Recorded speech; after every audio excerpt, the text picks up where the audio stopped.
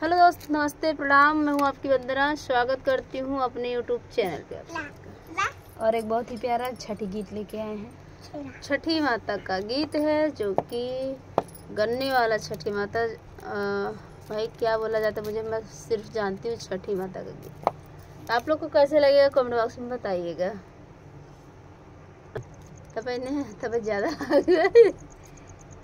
केथुआ के मंदिरवा सूरज देवा, केथुआ के हो केवाड़, केथुआ के हो केवाड़, केथुआ के मंदिरवा सूरज देवा, केथुआ के हो केवाड़, केथुआ के हो केवाड़, केथुआ के चौकटवा सूरज देवा, शोभेला दुआर, शोभेला दुआर, सोने के मंदिरवा सूरज देव, रूपे लागल केवाड़, रूपे लागल केवाड़, चंदन के चौकटवा सूरज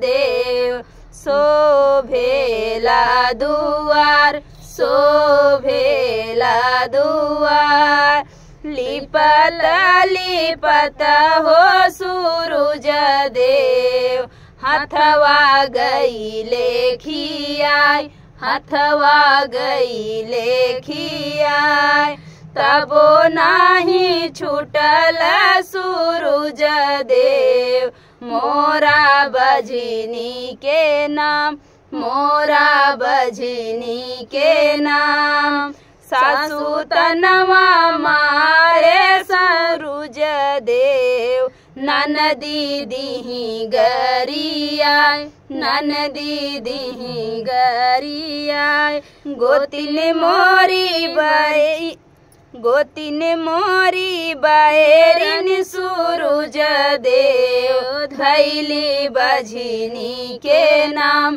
धैली बजनी के नाम, चुप रहा ये तिरिया, चुप रहा, लेऊ असुआ के पोछ, लेऊ असुआ के पोछ, तोहरा के देव ये तिरियावा, गजर ए सलाल, गजधर ए सलाल, तोहरा के देव ये तिरियावा, गजधर ए सलाल, गजधर ए सलाल।